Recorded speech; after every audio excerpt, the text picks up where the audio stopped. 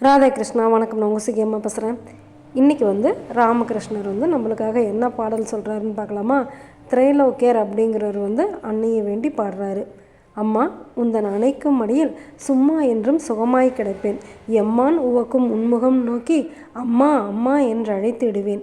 பேரின்பமாகிய பெருங்கடல் மூழ்கி சீரிய யோக நித்திரை அதனில் உணர்வினை இழப்பேன். உன் எழில் உருவை கனப்பொழுதேனும் இடையறவின்றி கண்ணிமைக்காமல் கண்டு நின்றுடுவேன்.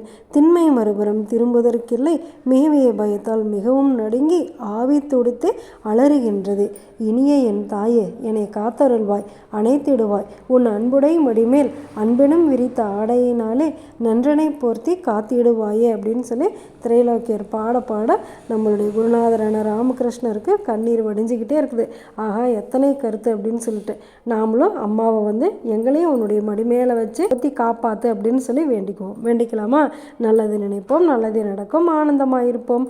Okay, bye. ராதே கிருஷ்ணா.